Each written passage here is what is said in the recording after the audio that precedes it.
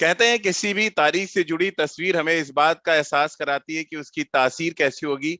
18 अप्रैल 2008, अगर आप याद करें, आईपीएल सीजन 1 खेला गया था और उसका पहला मैच 18 अप्रैल को खेला गया। और पिछला संडे जो निकला 18 अप्रैल थी, यानी 13वां बर्थडे आईपीएल ने अपना मनाया। तो चर्चा की शुरुआत आज खेल नीति में हम आईपीएल के बर्थडे से ही कर लेते हैं, क्योंकि आईपीएल वो प्लेटफॉर्म था जहां से खिलाड़ियों को ढेर सारे पैसे मिले, ढेर सारे मौके मिले कि वो इंटरनेशनल खिलाड़ियों के साथ समय बिताएं और एक्सपीरियंस लें। और साथ में भारतीय क्रिकेट को बहुत बड़ा फायदा पहुंचा। आज भारतीय टीम तीनों फॉर्मेट में राज कर रही है, तो उसके पीछे भी कहीं ना कहीं कहानी पूरी तरह से आईपीएल की रही है। तो बर्थडे आज मना रही है। तो आईवीएम पॉडकास्ट पर खेल नीति के जरिए पहले तो हम आईपीएल को ढेर सारी बधाइयां देना चाहते हैं, जिस तरह का प्लेटफॉर्म उन्होंने दिया भारतीय खिलाड़ियों को। और साथ ही इस बर्थडे सेलिब्रेशन में हम शरीक कर रहे हैं सबा करीम जी को, पूर्व क्रिकेटर और पूर्व सिलेक्टर। साथ ही हमारे साथ राजकुमार शर्मा जी खेल नीति पर पहली बार जुड़ रहे हैं, विराट कोहली के कोच हैं। राजकुमार जी, बहुत बहुत स्वागत है आपका। और थैंक यू। इससे बढ़िया दिन नहीं हो सकता था कि आईपीएल का बर्थडे हम मनाए, भले ही हम एक दिन बाद मना रहे हैं, बट कहीं ना कहीं सबा बहुत कुछ दिया है आईपीएल ने। और क्योंकि 18 अप्रैल वो तारीख थी जहां पर विराट कोहली ने जीत की हैट्रिक लगाई। इतिहास, आईपीएल इतिहास में पहली बार ऐसा हुआ कि 3 मैच लगातार आरसीबी जीती। इस पर भी बातचीत करेंगे। सनराइजर्स हैदराबाद की हार की हैट्रिक पूरी हुई सैटरडे को, उस पर भी बातचीत करेंगे और आज के मुकाबले में भी बातचीत करेंगे। लेकिन सभा चर्चा की शुरुआत आईपीएल बर्थडे से ही कर लेते हैं। 18 अप्रैल वो तारीख जब ब्रेंडन मैकुलम ने शतकीय पारी खेली, और मजे की बात तब भी केकेआर और आरसीबी आमने सामने थी। और तब इस आईपीएल का एक्चुअली टोन सेट हुआ, और वहां से आईपीएल ने पीछे मुड़ के नहीं देखा। हाँ राजीव, ढेर सारी बधाई मेरे तरफ से भी आईपीएल को, गवर्निंग काउंसिल को, बीसीसीआई को, जिन्होंने ये टूर्नामेंट को कंसीव किया। और पहला मैच मुझे भी याद है, एक तहलका समझ गया था, जी ना ही केवल भारत में पर अंतर्राष्ट्रीय जगत में भी। जिस तरह से आईपीएल की शुरुआत हुई थी, जिस तरह से मैचेस देखने को मिल रहे थे, जिस तरह से फ्रेंचाइजीज ने प्लेयर्स को खरीदा था, जिस तरह से टीमें बनाई गई थी, एक अलग प्रकार का कॉन्सेप्ट देखने को मिल रहा था। कॉर्पोरेट फ्रेंचाइजीज ने टीम खरीदी थी, तो उनका जो मैनेजमेंट स्टाइल है वो बहुत कुछ अलग था। बहुत कुछ सीखने को मिला है क्रिकेट एडमिनिस्ट्रेटर्स को, क्रिकेटर्स को, दर्शकों को। एक नए किस्म का एंटरटेनमेंट देखने को मिला। फिर जो टारगेट ऑडियंस होती हैं उसमें विकास देखने को मिला। पहले जी सिर्फ जो क्रिकेट फैंस थे वही देखते थे, अब पूरी की पूरी फैमिलीज मैचेस देखने लगी।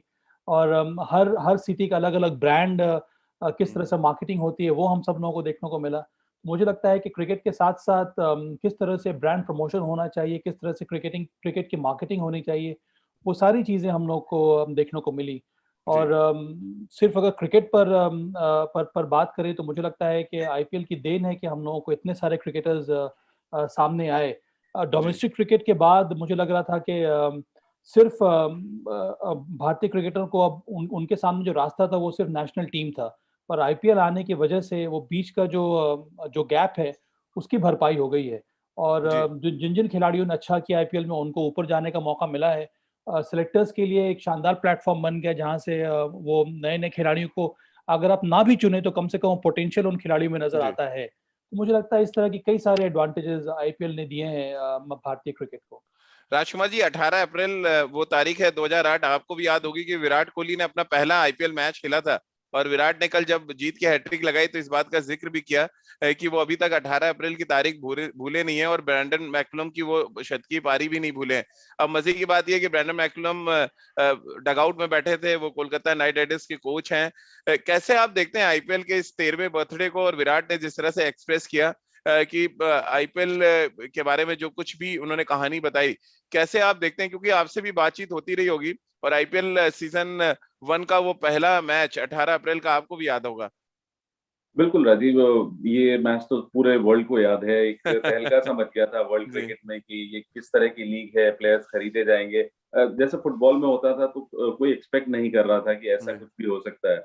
और सडनली इतना बड़ा धमाका हुआ, और उस धमाके के ऊपर ब्रेंडन मैकुलम ने जो धमाका किया वो इनिंग खेलकर, तो सभी ने एक टी20 में एक नया नजरिया पेश किया ब्रेंडन मैकुलम ने कि क्या कुछ हो सकता है एक टी20 मैच में। और आईपीएल उसके बाद बढ़ता ही गया है राजीव, इतना बड़ा हो गया है कि वर्ल्ड का शायद सबसे बड़ा इवेंट है ये, जो पूरा वर्ल्ड देखना चाहता है इस इवेंट जी। को। और बहुत सक्सेसफुल भी है क्योंकि सारे वर्ल्ड के टॉप प्लेयर्स खेलते हैं इसमें। इंडियन यंगस्टर्स को मौका मिलता है उनके साथ इंटरेक्ट करने का, उनके साथ ड्रेसिंग रूम शेयर करने को। तो एक बहुत बड़ा एक्सपीरियंस है। अदरवाइज अगर आप देखते थे कि न्यू कमर्स आते थे जब इंटरनेशनल क्रिकेट में, तो एक नर्वसनेस होती थी कि आप पहला अपना वनडे खेल रहे हैं या पहला टेस्ट खेल रहे हैं, तो वो नर्वस होते थे। लेकिन अब क्योंकि आप उन्हीं प्लेयर्स के साथ शेयर कर रहे होते हैं ड्रेसिंग रूम, उन्हीं के साथ खेल रहे होते हैं, तो वो एक नर्वसनेस जो है वो खत्म हो जाती है और आप जी। बहुत फ्रीली उस एनवायरनमेंट में आ जाते हैं इंटरनेशनल क्रिकेट में। तो बहुत कुछ दिया है आईपीएल ने इस में, स्पेशली यंगस्टर्स को, जो कि भारत जैसे देश में जहां पर इतने जी। लोग क्रिकेट खेलते हैं और सभी चाहते थे कि इंडिया खेलें, लेकिन क्योंकि कुछ बहुत लिमिटेड सी सीट्स होती हैं, 15-16 प्लेयर्स चुने जाते हैं, भले वो वनडे हो या टेस्ट क्रिकेट हो, तो बहुत कम मौका मिलता था लोगों को। और यंगस्टर्स काफी फ्रस्ट्रेटेड भी होते थे कि अगर हम इंडिया नहीं खेलेंगे तो हम क्या करेंगे। लेकिन अब ये एक जी। ऐसा प्लेटफॉर्म आ गया कि everybody looks up to this, कि अगर हम इंडिया नहीं भी खेल पाए तो हम आईपीएल खेलेंगे। लेकिन साथ साथ मैं जी। यंगस्टर्स से ये भी कहना चाहूंगा कि M should be to play for India. IPL आपको ऑटोमेटिक मिल जाएगा। जी राजकुमार जी, क्योंकि विराट कोहली का भी कद बढ़ा आईपीएल के साथ साथ। 2008 में विराट बहुत यंग थे, उनकी बॉडी लैंग्वेज अलग थी, उनका जो फिटनेस लेवल था बहुत अलग था। 13 सालों में विराट कोहली का कद भी बढ़ा है और साथ में आरसीबी का कद बढ़ता हुआ नजर आ रहा है आईपीएल सीजन 14 में, क्योंकि पहली बार आईपीएल हिस्ट्री में लगातार 3 मैचेस जीती है आरसीबी की टीम। पॉइंट शैली में वो टॉप पर पहुंच गए हैं। और ये जो पिछले संडे गया है, शायद वो यादगार संडे रहा है आरसीबी के लिए भी और विराट के लिए भी। बिल्कुल राजीव, बहुत ग्रो किया है विराट ने इसके साथ, आरसीबी के साथ। शुरू शुरू में थोड़ा सा भटक भी गए थे वो इतनी बड़ी टीम में जाकर, तो वहां पे उन्हें संभालना भी पड़ा था क्योंकि जी। बहुत चकाचौंध थी ये आरसीबी की, और बड़े फैंस थे उनके, और बहुत ज्यादा मतलब वहां पे था, वहां पे शो ऑफ काफी था। तो एक यंगस्टर के लिए थोड़ा सा मुश्किल भी था वहां पे जी। उस फेम को संभालना। लेकिन उसके बाद जिस तरह ग्रो किया है आरसीबी ने और विराट कोहली ने, तो बहुत क्रेडिट देना चाहूंगा मैं आरसीबी की मैनेजमेंट को कि उन्होंने बहुत अच्छे से यंगस्टर्स को ग्रूम किया। और उसके बाद जब से कप्तानी संभाली विराट कोहली ने, तो उसके बाद तो उनका नजरिया ही एक तरह से बदल जी। गया क्रिकेट के लिए। तो बहुत बड़ी देन है इसमें आईपीएल की, क्योंकि उसमें फिटनेस लेवल आप देखें इतना ज्यादा जरूरी है। आप को बहुत फिट होना पड़ता है, और यही शायद मंत्रा विराट ने भी सीखा कि टी20 अगर आपको खेलना है तो आपको बहुत फिट रहना होगा। और वही यही मंत्रा वो पूरी इंडियन टीम के लिए भी लेकर आए। तो जी। इसमें बहुत बड़ा कंट्रीब्यूशन मुझे लगता है कि आईपीएल का है। और विराट कोहली शुरू से ही एक ही फ्रेंचाइजी के लिए खेले हैं, और ये उनका कहना है कि ये मेरी लॉयल्टी है कि मैं एक ही फ्रेंचाइजी के लिए खेला हूँ और जी। शायद आखिर तक उन्हीं के लिए खेलूंगा। तो ब- बहुत फैंस भी हैं आरसीबी के, और हमेशा चाहते हैं कि अच्छा करें। और इस बार जिस तरह की शुरुआत हुई है, तो मुझे लगता है कि शायद इस बार उनका सपना पूरा होगा। बिल्कुल। और सबा ऐसा लग रहा है जो भी दांव खेला गया, वो चाहे जो ऑक्शन के टाइम की हम बात करें या जो भी इस समय प्लेइंग 11 खिलाई जा रही है, आप हमेशा कहते थे कि बॉलिंग वीक है आरसीबी की। इस बार क्या वो वीकनेस खत्म होती नजर आई पिछले जो 3 मैचेस आरसीबी ने खेले? और इसके अलावा जो सबसे इंपॉर्टेंट फैक्टर मैक्सवेल का रहा है, पिछले तीनों मैचों में कंट्रीब्यूट किया उन्होंने। दूसरे मैच में वो मैन ऑफ द मैच बने, पहले मैच में उन्होंने 33 रन की बड़ी इंपॉर्टेंट पारी खेली। और संडे के दिन की अगर हम बात करें तो बहुत ही धुआंधार मिडिल ऑर्डर में उन्होंने बैटिंग की, और ऐसा कहीं से लगा ही नहीं कि वो चेन्नई के ट्रैक पे बैटिंग कर रहे हैं। खासतौर से रिवर्स स्वीप करके जो 2 छक्के उन्होंने लगाए। क्या मैक्सवेल एक मजबूत कड़ी है इस समय आरसीबी की, आपको लग रहा है बॉलिंग अटैक के साथ साथ? संकेत बहुत अच्छे हैं इस समय आरसीबी के लिए, जी। क्योंकि उन्होंने काफ़ी कुछ इन्वेस्ट किया है ऑक्शन के समय। बहुत ध्यानपूर्वक उन्होंने प्लेयर्स को चुना है। बहुत बहुत ज़्यादा मेहनत करनी पड़ी है उनको होमवर्क करने में कि कौन से प्लेयर्स को उनको लेना होगा टीम में। उन्होंने बहुत जल्दी ये समझ लिया था। मुझे लगता है इसमें बहुत कुछ कंट्रीब्यूशन रहा है उनके कोच माइक हेसन का भी और विराट जी। कोहली का, कि बहुत ज़रूरी है कि दोनों कप्तान और कोच एक प्लेट पर रहें। उनको ये समझ में आ जाए कि कौन-कौन से इश्यूज़ हैं जिनको उनको दूर करना है। जी। सबसे बड़ा इश्यू आरसीबी के साथ था उनके डेथ क्या ओवर। उस प्लेट में सभा राजकुमार जी को भी देख रहे हैं आप कहीं? राजकुमार जी सबसे ऊपर बैठे हुए हैं उस प्लेट में। उनके लिए पहले से ही गोल्डन प्लेट तैयार है। तो मुझे लग रहा है कि बहुत जल्दी उन्होंने एड्रेस किया इस इश्यूज को कि डेथ ओवर्स में उनके पास अच्छे बॉलर्स नहीं है, उनके पास एक स्पीडस्टर चाहिए था जो उनको विकेट लेकर दे। इसी वजह से उन्होंने काइल जेमिसन और हर्षल पटेल को अपने टीम में रखा। उसके बाद उनको ये भी लग रहा था कि उनकी बैटिंग स्ट्रांग है, वो बहुत कुछ निर्भर कर रही थी बल्लेबाजी उनकी विराट कोहली और एबी डिविलियर्स के ऊपर। इसलिए उनको लगा उनके पास एक और ओवरसीज प्रोफेशनल होना चाहिए जो एक मैच विनर हो, और इसी उन्होंने दाव खेला है इस समय ग्लेन मैक्सवेल के ऊपर। और बहुत कुछ सीखा उन्होंने ऑस्ट्रेलिया टीम से, जिस प्रकार से ऑस्ट्रेलियन टीम ग्लेन मैक्सवेल को हैंडल करती है, कि ज्यादा उनके ऊपर स्पॉटलाइट नहीं होना चाहिए, उनके ऊपर दबाव नहीं होना चाहिए, उनको अलाउ करना चाहिए उनका नेचुरल गेम खेलने के लिए। और इसी वजह से विराट कोहली ओपन कर रहे हैं और एबी डिविलियर्स को नीचे भेजा गया है ताकि बीच में एक प्रकार से सैंडविच होकर ग्लेन मैक्सवेल का इस्तेमाल किया जाए। और इसका फायदा कल के मैच में बहुत ज्यादा देखने को मिला। सही कहा आपने राजीव कि चेन्नई का विकेट बहुत ज्यादा कठिन था, वहां पर 9 for 2 होने के बाद आकर जिस प्रकार की बल्लेबाजी की वो लाजवाब थी। मुझे लगता है कि ग्लेन मैक्सवेल में सारे एट्रीब्यूट्स हैं जो ये दर्शाता है कि वो एक बहुत बड़े वाइट बॉल प्लेयर हो सकते हैं। और ऑस्ट्रेलिया के उन्होंने कई बार इस तरह की पारियां खेली हैं, पर ये पहला मौका है जहां पर 3 शानदार कॉन्ट्रीब्यूशन रहा है ग्लेन मैक्सवेल का, और तीनों के तीनों एक प्रकार का मैच विनिंग परफॉर्मेंस रहा है ग्लेन मैक्सवेल का। तो मुझे लगता है कि बहुत हद तक जो कमियां उसको दूर की है विराट कोहली और आरसीबी ने। पर एक बात और भी है राजीव, आने वाला समय और ज्यादा कठिन होने वाला है, चैलेंजेस और होंगे। कई बार विराट को ये लगेगा कि मुझे कॉम्बिनेशन में परिवर्तन करना होगा, तो वो फ्लेक्सिबिलिटी भी हेल्प करेगी आरसीबी को, क्योंकि वेन्यू जब चेंज होगा तो मुझे लगता है स्ट्रैटेजी में भी थोड़ा बहुत चेंजेस करने पड़ेंगे आरसीबी को। बिल्कुल। और राजकुमार जी, क्योंकि एबी डिविलियर्स की चर्चा के बिना शायद ये संडे नहीं निकल सकता था, क्योंकि जिस तरह की बैटिंग की और आखिर के 5 ओवर में 70 रन बना दिए एबी डिविलियर्स ने, एक ऐसे ट्रैक पे जहां पे स्पिन मिल रही थी। वरुण चक्रवर्ती, शाकिबुल हसन, हरभजन सिंह जैसे स्पिनर्स थे, वर्ल्ड क्लास स्पिनर इनको हम कह सकते हैं, लेकिन ऐसा लग रहा था कि वो किसी क्लब के गेंदबाज को ट्रीट कर रहे हैं अपनी बल्लेबाजी से। देखिए राजीव, एबी डिविलियर्स को इसीलिए मिस्टर 360 कहा जाता है। He is out of the world, जो टैलेंट उनके पास है मुझे नहीं लगता कि वर्ल्ड क्रिकेट में किसी भी प्लेयर के पास है, स्पेशली इस फॉर्मेट में।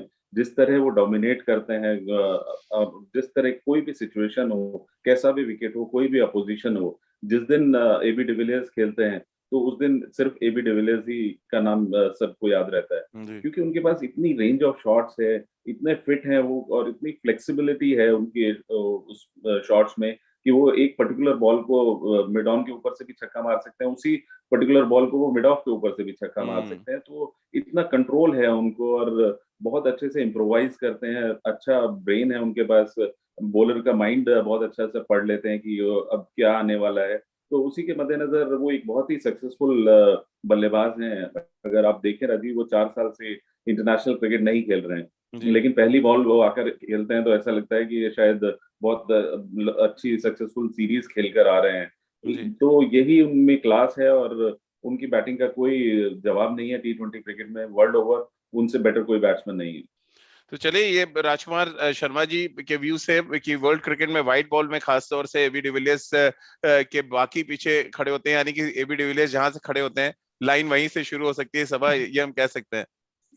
हाँ, जिस तरह से राजकुमार जहाँ से खड़े हो जाए उनके बाद लाइन शुरू हो जाती है, जबकि आरसीबी की लाइन बन गई है इस वक्त। जी पर मुझे तो लगता है ये राजीव के एबी डिविलियर्स, अब उनके बारे में बात हो रही है कि हो सकता है कि वापसी हो जाए टी20 टीम में दक्षिण अफ्रीका के लिए।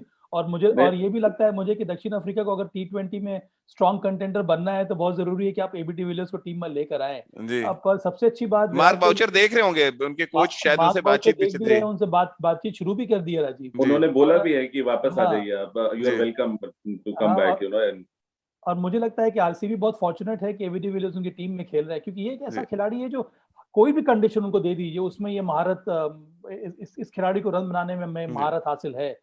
कल का विकेट टफ था, वहां पर भी इंतजार किया, और मुझे तो ताज्जुब हो रहा था ओवेन मॉर्गन की कप्तानी पे भी राजीव। वरुण चक्रवर्ती से एक ओवर कराया, 2 विकेट लिया, उसके बाद उनको बदल दिया गया। फिर 19th ओवर उन्होंने हरभजन सिंह से कराया। तो मुझे लगता है कि जिस प्रकार का की कप्तानी होनी चाहिए थी, जो इंटेलिजेंस दिखाना चाहिए था ओवेन मॉर्गन को, वो देखने को मिला नहीं कल के मैच में। बिल्कुल। और सभा, आपने ऐसी हैरानी दिनेश कार्तिक के लिए जताई थी, उनको इस्तीफा देना पड़ गया था दुबई में, तो क्या एक और इस्तीफे का वेट करें? इसमें थोड़ा सा इंतजार इसमें करना पड़ेगा। बहरहाल दूसरे मुकाबले की बात कर ले जो संडे को खेला गया, दिल्ली ने बहुत ही दमदार प्रदर्शन करते हुए पंजाब को चारों खाने चित किया और इस दिल्ली की जीत में हीरो रहे शिखर धवन, जिन्होंने 187 के स्ट्राइक रेट से बल्लेबाजी की और 92 रनों की पारी खेली और पंजाब के गेंदबाजों को बिल्कुल तहस नहस करके रख दिया।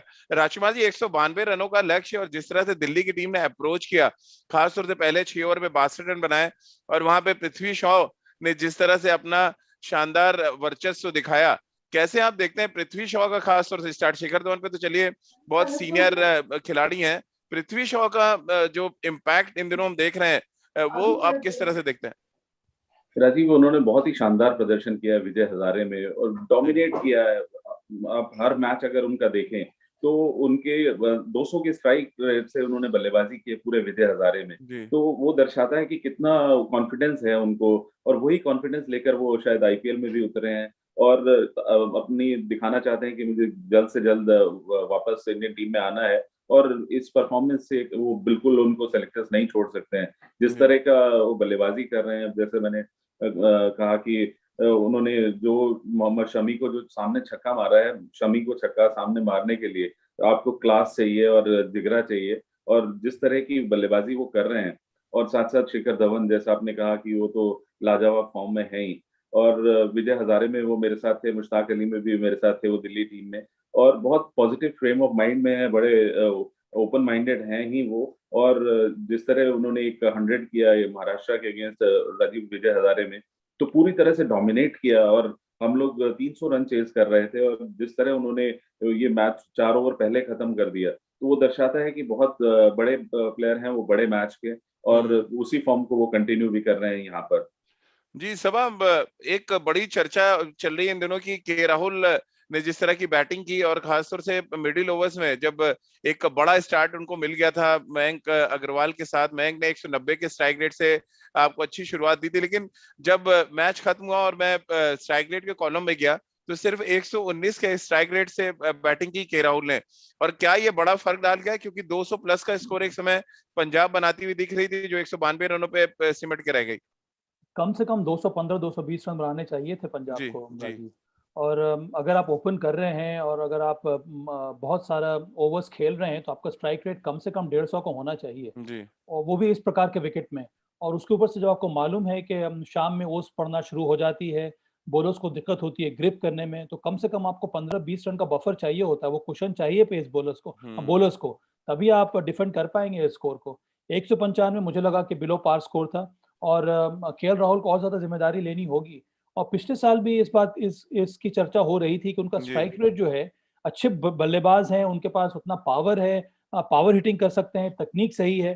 तो मुझे लगता है कुछ और ज्यादा एग्रेशन के साथ अगर वो बल्लेबाजी करेंगे तो आसानी से वो 140-150 का स्ट्राइक रेट मेंटेन कर सकते हैं। और इस बार तो कप्तान है, आपको और खुलकर मुझे लगता है कि बल्लेबाजी करनी होगी और बहुत कुछ सीखने को आपको मिल सकता है शिखर धवन से या फिर एबी डिविलियर्स से या फिर रोहित शर्मा से। इतने सारे कई सारे प्लेयर्स हैं जो पहले 10-15 गेंदें खेलने के बाद उनका स्ट्राइक रेट धीरे धीरे बढ़ता जाता है। वो एक्सेलरेशन होना चाहिए, वो प्रोग्रेस होना चाहिए स्ट्राइक रेट में। अगर स्ट्राइक रेट में बढ़ोतरी नहीं हो रही है, इसका मतलब है कि उसका खराब असर पड़ेगा टीम पर, और यही हुआ कल पंजाब किंग्स के साथ। तो मुझे लगता है कि बहुत ज्यादा जरूरी है कि केएल राहुल इस पर भी ध्यान दें।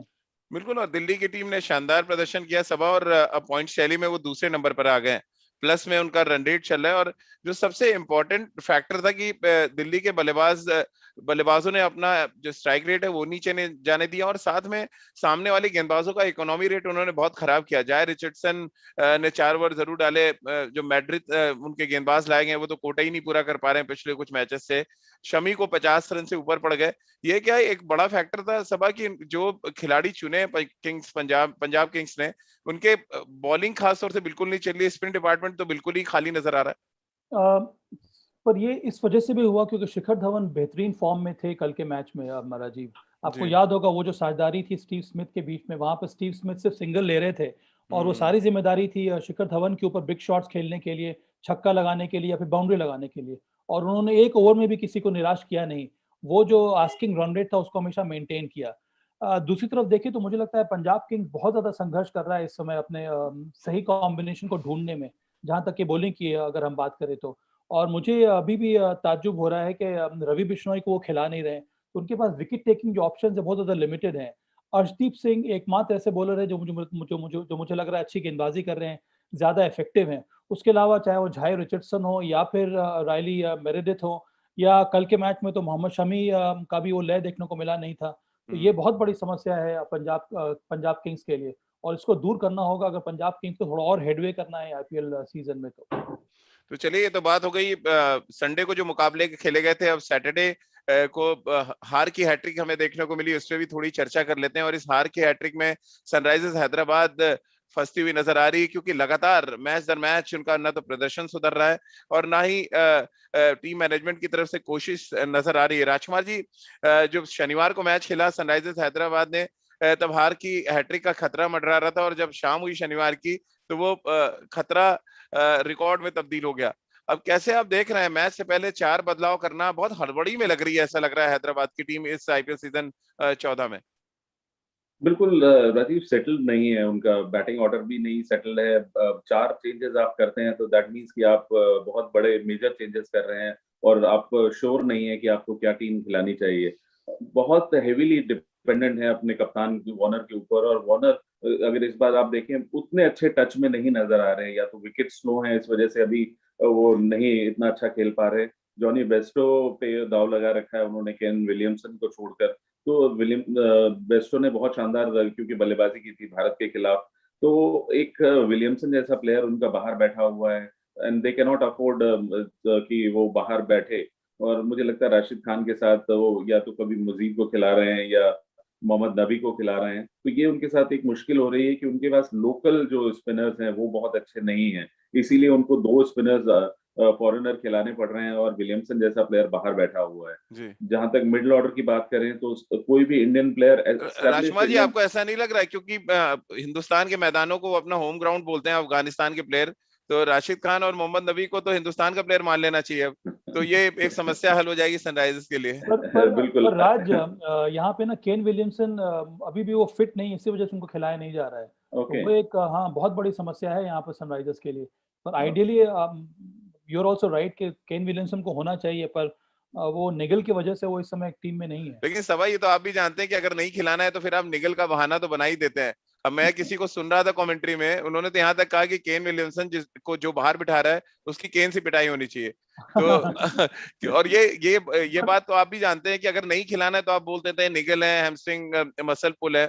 ये अलग बात है कि आप टीम में जगह नहीं बना पा रहे। नहीं, वो मैं मान रहा हूँ, वो अलग बात है। पर मुझे लग रहा है अगर जेन्युइनली कोई रीजन है तो फिर उसके बारे में चर्चा अलग प्रकार से होनी चाहिए। एक और जो परेशानी ये हो रही है कि अब कल उस दिन के मैच में उन्होंने टी नटराजन को क्यों ड्रॉप कर दिया।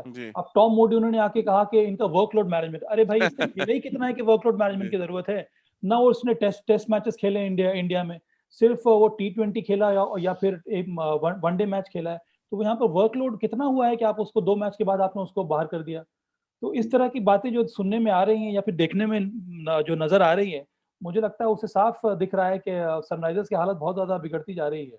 मुझे लग रहा है कि राजीव, मुझे लगता है कि केन विलियमसन का और बेस्टो में चॉइस है तो उनके पास, तो शायद वो बेस्टो को पिक कर रहे हैं। और मुझे लगता है कि शायद हो सकता है कि निगल हो भी, लेकिन इतने बड़े प्लेयर को जब आप बाहर बिठाते हैं तो ये कहना भी पड़ता है कि निगल है। पर केन विलियमसन को भी आप खिला सकते हैं, जॉनी बेस्टो को भी आप खिला सकते हैं। 3 फॉरेनर्स वहां पे होगा और एक राशिद खान हो गया, उसके अलावा राशिद खान, बिल्कुल। और सबसे अच्छी बात यह है केन विलियमसन ऑफ स्पिन भी डालते हैं, जो काम मोहम्मद नबी कर रहे हैं 1-2 ओवर तो आप डलवा सकते हैं केन विलियमसन से। तो अगर आप उनको ड्रॉप कर रहे हैं इतने बड़े मैच विनर को, और हमने देखा जब सनराइजर्स ने यूएई में उनको खिलाना शुरू किया तो सनराइजर्स का जीतने का परसेंटेज बढ़ गया था।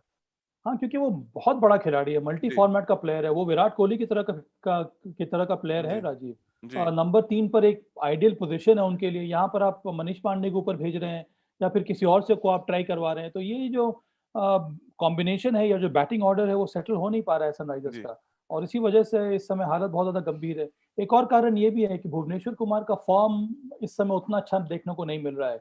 अब संदीप शर्मा को भी एक मैच क्यों नहीं ड्रॉप कर सकते हैं? ये तो सब अगर 3 मैचों में रिदम में नहीं है तो जरूरी नहीं है कि आप नाम पे खिलाएं, आप उनको ड्रॉप करें, आप जो फॉर्म में गेंदबाज आप उनको खिलाएं। ये कहाँ है कि लिखा हुआ है कि आपका नाम भुवनेश्वर कुमार है तो आप ड्रॉप नहीं हो सकते? नहीं, ऐसी बात नहीं। यही मुझे लगता है, यही सब निर्णय तो लेना होगा ना जो इफेक्टिव। आपने संदीप शर्मा को एक मैच उनको खिलाया, एक मैच के बाद बाहर कर दिया।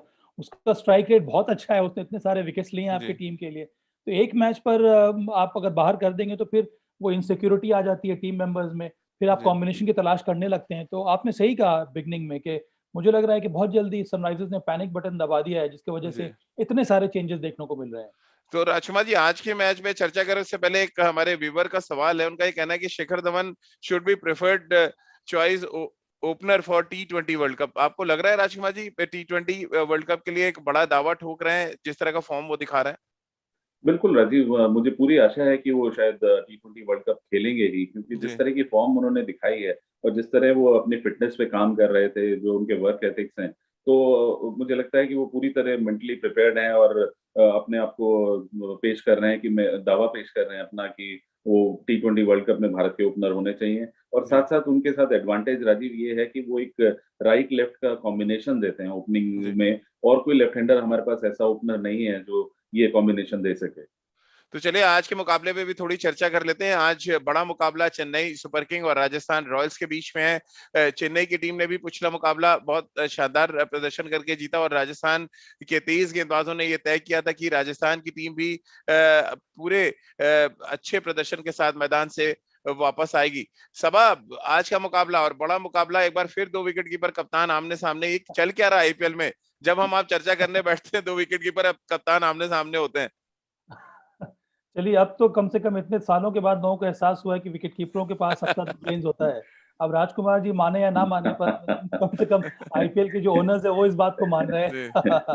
नहीं, मेरा और हमेशा मानना रहा है कि कीपर एक अच्छा ब्रेनी होता है, क्योंकि वो कंट्रोल करता है नहीं, पहले तो थैंकलेस जॉब था ना राजकुमार जी। अगर पूरे दिन एक भी अगर एक चौका भी चला जाए तो बॉलर बड़ा घूरता था। वो चीजें शायद खत्म हो रही है धीरे धीरे अब। बिल्कुल राजीव, लेकिन यहाँ पे नथिंग अगेंस्ट साबा, बट शायद कीपिंग का स्टैंडर्ड भी इम्प्रूव हो गया है। नहीं, मतलब हाँ, मतलब आप ये कहना चाह रहे हैं कि मैं तो कीपर था ही नहीं। नहीं, मैंने इसीलिए पहले कहा कि नथिंग अगेंस्ट यू। पर आज का मुकाबला जो बहुत ज्यादा रोमांचक होने वाला है राजीव। एक तरफ राजस्थान रॉयल्स के यंग टीम है, उनका मुकाबला एक अनुभवी टीम के साथ होने वाला है। सीएसके को मुझे लगता है कि अगर एक चेंज उनको करना पड़ेगा तो हो सकता है ओपनिंग स्लॉट जो है ऋतुराज गायकवाड़ की जगह पर हो सकता है एक लेफ्ट राइट कॉम्बिनेशन के लिए वो हरी निशांत। राजकुमार, आपने उनको देखा होगा, अच्छे प्लेयर है, लेफ्ट हैंडर ओपनर है। या फिर एन जगदीशन है जो तमिलनाडु के लिए ओपन करते हैं। इन दोनों का प्रदर्शन T20 में काफी अच्छा रहा है, डोमेस्टिक क्रिकेट में। इनमें रॉबिन से उथप्पा भी एक चॉइस हो सकते हैं सबा। हाँ, रॉबिन उथप्पा भी एक चॉइस हो सकते हैं, पर हाँ, उसके जगह पर ऋतुराज की जगह पर आप रॉबिन उथप्पा को खिला सकते हैं। पर उस तरह से मुझे लगता है कि सीएसके की टीम कुछ ज्यादा ही सेटल नजर आ रही है इस समय, और मुझे ऐसा लग रहा है कि उनका पलड़ा भारी होगा आज के इस मैच में। लेकिन 3 जो लेफ्ट आर्म सीमर खिलाए राजकुमार जी राजस्थान रॉयल्स ने, चेतन सकारिया, मुस्तफिजुर और जयदेव उनदकट, और वो बड़ी अच्छी स्ट्रेटेजी लगी थी क्योंकि एक लंबे अरसे के बाद मुझे जहां तक याद आ रहा है आईपीएल में मैंने कभी नहीं देखा कि 3 लेफ्ट आर्म सीमर एक साथ खेल रहे हो। कैसे आप देख रहे हैं, क्योंकि ये पक्की सी बात है कि वो आज यही कॉम्बिनेशन उतारने वाले हैं। ऐसे में क्या स्ट्रेटेजी आप देख रहे हैं चेन्नई के खिलाफ, और ये कितना मुश्किल हो जाता है जब तीनों लेफ्ट आर्म सीमर ऑपरेट कर रहे हो बैक टू बैक? बिल्कुल, ये एक सरप्राइज किया है राजस्थान ने ना सभी को। कभी भी पहले नहीं देखा गया कि 3 मीडियम पेसर्स खेल रहे हैं और तीनों लेफ्ट आर्म हो, और तीनों ने शानदार गेंदबाजी की है। चेतन सकारिया ने बहुत इम्प्रेस किया है सभी को कि एक अच्छे यंगस्टर हैं वो। जयदेव उनाडकर सभी जानते हैं कि वो एक प्रोफेशनल हैं और इस फॉर्मेट के बहुत ही शानदार गेंदबाज हैं। तो एक अच्छी स्ट्रैटेजी है, राजस्थान ने सरप्राइज किया है, और मुझे लगता है कि आज चेन्नई उसके लिए तैयार रहना चाहिए आज उस मुकाबले के लिए। और जहाँ तक सवाल ऋतुराज गायकवाड़ की बात है, तो मुझे लगता है कि वो बहुत ही टैलेंटेड क्रिकेटर है। एक ऐसा क्रिकेटर है जो मैं चाहता हूँ कि शायद आने वाले दिनों में भारत के लिए ओपन करे, क्योंकि मैंने उनकी कुछ इनिंग्स देखी हैं, तो वो एक लाजवाब क्रिकेटर है, और मैं चाहूंगा कि धोनी उनको 1-2 मौके और दें अपना पोटेंशियल दिखाने के लिए। सबा, क्योंकि टाइम खत्म हो रहा है, चलते जाते 200वां मैच खेला महेंद्र सिंह धोनी ने आईपीएल के इतिहास में। चेन्नई सुपर किंग के लिए 190 मैच वो कप्तानी कर चुके हैं। कैसे आप देखते हैं 13 साल में महेंद्र सिंह धोनी के आईपीएल के सफर को? मुझे तो इस खिलाड़ी का शुरुआती सफर भी याद है। वहाँ पर जब हम लोगों ने उनको पिक किया था बिहार की टीम के लिए, रणजी ट्रॉफी टीम के लिए, वहाँ से निरंतर उनके खेल में सुधार देखने को मिला है, कीपिंग में सुधार देखने को मिला है, टेम्परामेंट में सुधार देखने को मिला है। एक मैच विनर साबित किया है एमएस धोनी ने हर एक फॉर्मेट में भारत के लिए। सीएसके को जिस तरह से उन्होंने डेवलप करवाया है, उसमें बहुत बड़ा श्रेय जाता है महेंद्र सिंह धोनी को। एक प्रेरणा के स्रोत रहे हैं हर एक युवा खिलाड़ी को, चाहे वो विराट कोहली हो भारतीय टीम के लिए, या फिर सीएसके के लिए जैसे कि ऋतुराज गायकवाड़ क्यों ना हो, मुझे लगता है कि कंट्रीब्यूशन इमेंस रहा है एमएस धोनी का। और ये बेहतरीन अचीवमेंट है कि 200वां मैच उन्होंने खेला है सीएसके के लिए, और अभी भी उसी प्रकार से डाउन टू अर्थ खिलाड़ी हैं, डाउन टू अर्थ पर्सन है, और बहुत सारी इस प्रकार की एबिलिटीज या फिर गुण हैं जिनसे उनके टीममेट्स को बहुत ज़्यादा फायदा हो रहा है। तो मेरे तरफ से ढेर सारी बधाई, और मुझे आशा है कि आने वाले समय में और भी शानदार कंट्रीब्यूशन देखने को मिलेगा एमएस धोनी से।